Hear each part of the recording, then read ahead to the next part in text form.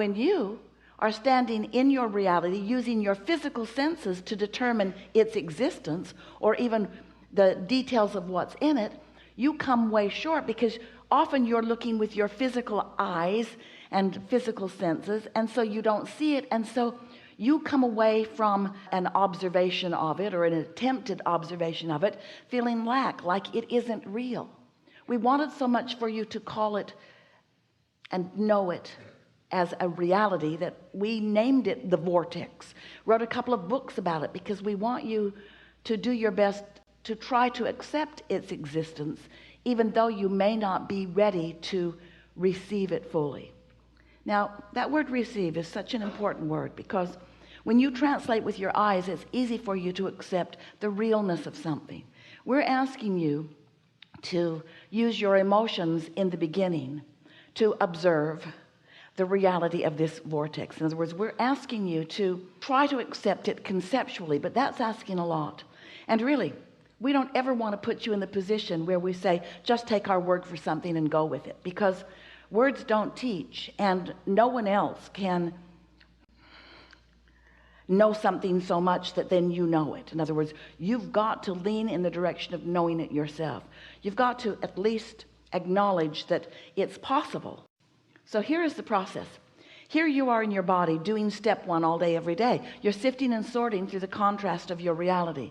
And out of it, that's step one. You're asking. Step one, through the sifting and sorting and comparative experience, you're asking. And whether you're doing it with your words, with your mouth, with your sound, or whether you're doing it with your vibration or emotions, it does not matter. You are doing it. You can't stop doing it. You are asking all day, every day. That's step one. And that is an involuntary thing that happens with you. You cannot turn that asking off. Life evokes it from you. Step two is this vortex thing that we were telling you about, your inner being over here in this vibrational reality. Step two is where your inner being acknowledges what you're asking for.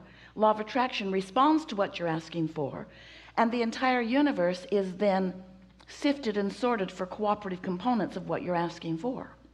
Step two is it is given. When you ask, it is given. That would make a really good book. When you ask, it is given. It is given every time, and it is given immediately. You ask, and step two is it is given. Step three is you must be in a vibrational place of deciphering what has been given. Step three is what we've been calling the allowing mode or the receiving mode. That's where you tune your frequency so that you can begin to sense it. You know how a dog can hear what you can't hear? And you never say, oh, stop faking. He can smell things you can't smell. That's fortunate for you. But you never say, stop faking that. You acknowledge that this beast is hearing and smelling differently than you do.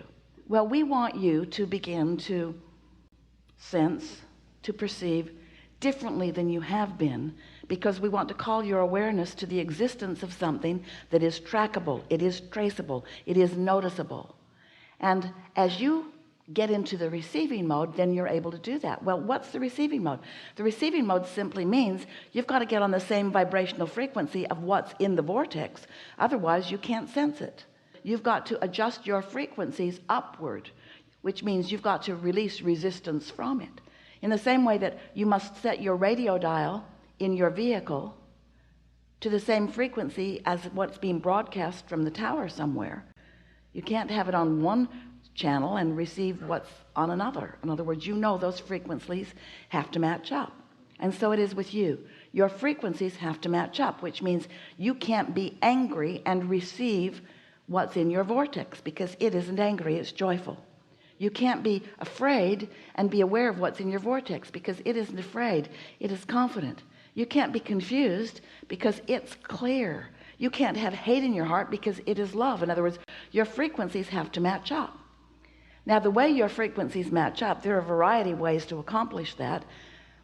Appreciation certainly is one way, but if you are focused upon something that is causing you to not feel appreciation, you can't just flip on your appreciation switch, because law of attraction will not let you make that jump that fast. law of attraction is bringing you things that are very much like what you've already got going on.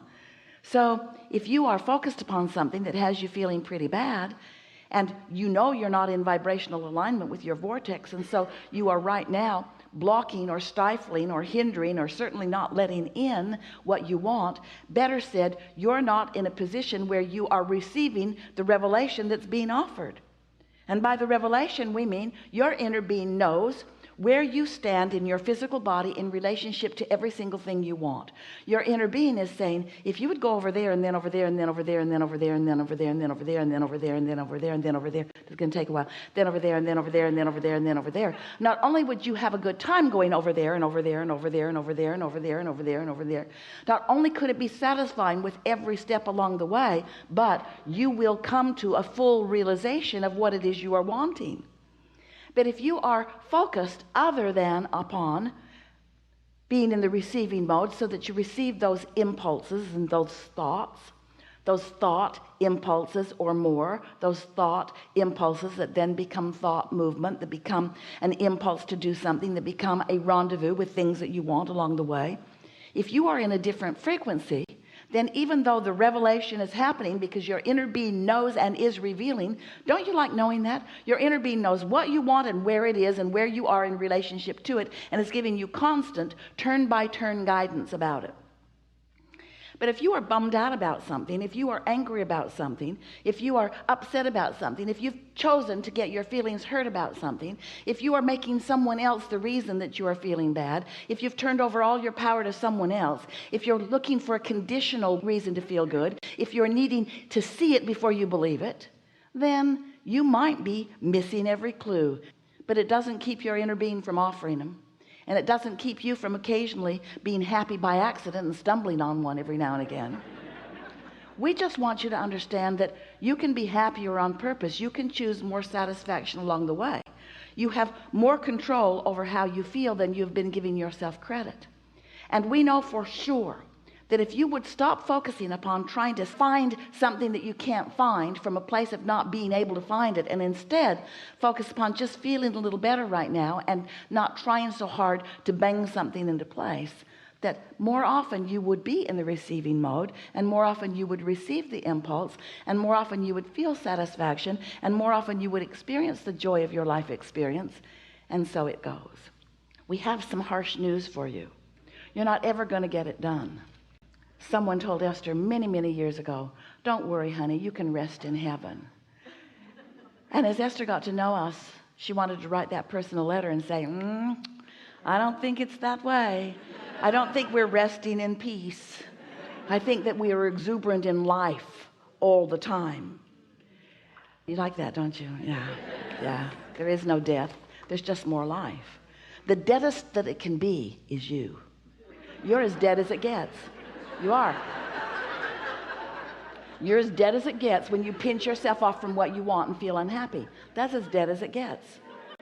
Living enough life to want and then holding yourself apart from what you want. That's dead, and unnecessary.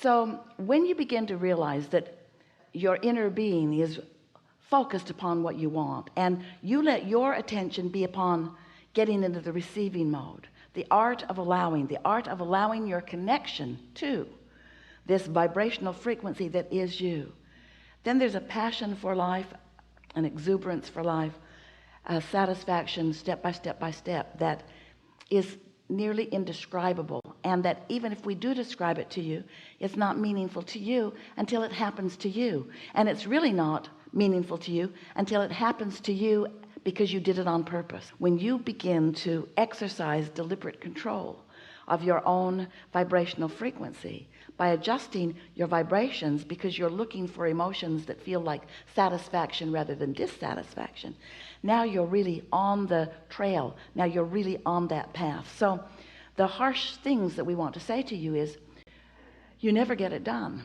And the reason that we want so much for you to just take that on the chin and understand it in the way that we mean it is because with everything that you desire and then subsequently achieve, you also achieve a new set of contrasting experiences that causes you to launch more rockets of desire.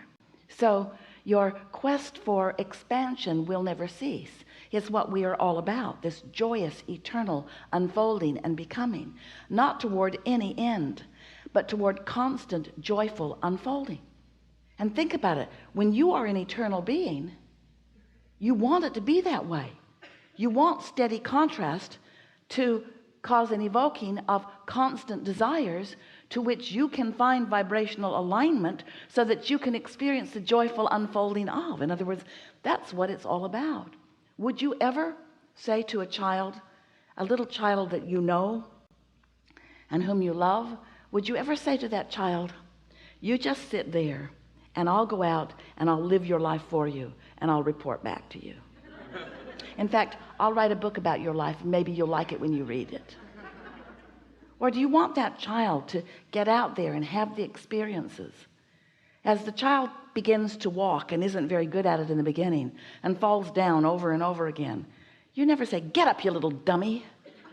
Instead, you allow that child a discovering of his balance. You understand that there is a satisfaction in learning to walk. There's a satisfaction. You see their faces. They don't want you to take them by the hands and walk with them every step along the way. Once they begin to get their balance, they're going to pull away from you and they are going to run away from you. Watch them in the airport. They're running all over the place. When one gets loose, he's hard to catch. And it's because there is this exuberance in self-discovery of your own empowerment. And this is what we wish for you. A self-discovery of your own empowerment.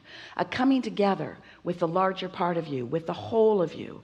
And the living of life more fully by you welcoming in your conscious realization of the constant revelation that the larger part of you is offering to you. It's constant. And so your vortex is in a constant state of unfolding, and it's getting bigger and bigger and riper and readier and readier. The question is, are you ready for the content of your vortex? Are you ready to receive it into your experience? Because it will not assert itself into your experience. You have to allow it in. It didn't assert itself into your experience. Contrast caused you to identify it and ask for it. This is law of attraction. This is law of asking. This is law of receiving. This is no law of assertion. Sometimes you say, well, I will just wait. And when it is really important, then God will insert into my experience the things that are appropriate. And we say, you got to ask for it. And then after you've asked for it, it will be ready for you, but you've got to get ready for it. And that's what we are all about in this gathering today. We want to help you to figure out how to adjust your vibrational frequency so that you're more ready for the reception of the next step and the next step, for this continual, eternal, life-giving, unfolding treasure hunt that you are upon and that we are upon with you also. So we're eager to talk to you about anything that matters to you. There is nothing that is off limits. Anything you want to talk about, we want to talk about as well. It is unlikely, it's not going to happen. All of you are not going to sit in the hot seat.